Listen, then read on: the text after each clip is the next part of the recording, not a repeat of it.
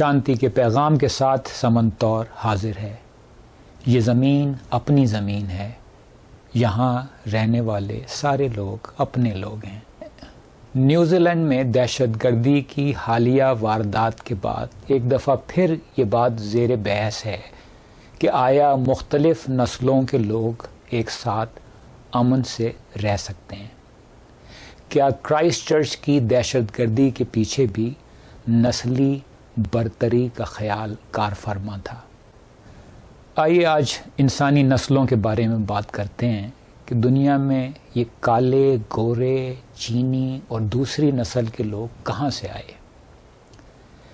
بیشتر سائنسدان اس بات پہ متفق ہیں کہ اپنی موجودہ شکل میں انسان افریقہ سے کئی لاکھ سال پہلے نکلا اور پھر خوراک کی تلاش میں دنیا کے کونے کونے میں پھیل گیا۔ جب انسانی گروہ افریقہ سے نکلا تو اس گروہ کے تمام لوگ شکل و صورت میں تقریباً ایک جیسے تھے۔ تو پھر کن عوامل کی وجہ سے آج انسان اتنی مختلف صورتوں میں نظر آتا ہے؟ بعض لوگوں کی جلد سفید ہے، بعض کی سیاہ، بعض کی آنکھیں نیلی ہیں، بعض کی سیاہ، بعض لمبے ہیں، بعض چھوٹے قد کے۔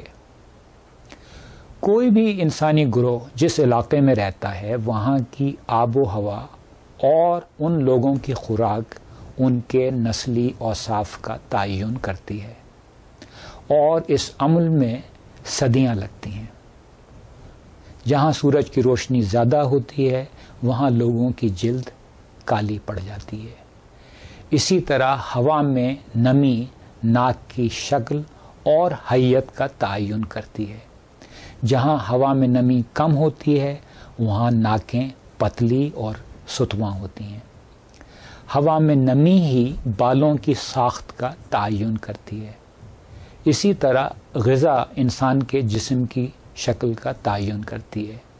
جہاں لوگوں کی غذا میں دودھ، دہی یا ایسی اشیاء کا استعمال زیادہ ہو جن اشیاء میں کیلشیم کی مقدار خوب ہو وہاں لوگوں کے قد لمبے ہوتے ہیں۔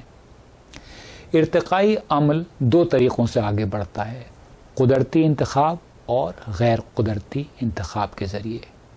کسی بھی انسانی گروہ کے اپنے تعصبات غیر قدرتی انتخاب کی وہ شکل ہیں جن کے ذریعے ارتقائی عمل مختلف نسلوں کو جنم دیتا ہے۔ مثلا کسی جینیاتی تبدیلی سے اچانک ایک بچے میں مخصوص رنگ کی آنکھ ظاہر ہوتی ہے۔ اب اگر اس قسم کی آنکھیں اس انسانی گروہ کو پسند ہیں تو افزائش نسل کے ذریعے اس مخصوص جینیاتی تبدیلی کو آگے بڑھایا جائے گا۔ انسانی گروہ کی بالوں اور آنکھوں کے رنگ اور آنکھ کی شکل کے تعین میں یہی غیر قدرتی انتخاب کار فرما نظر آتا ہے۔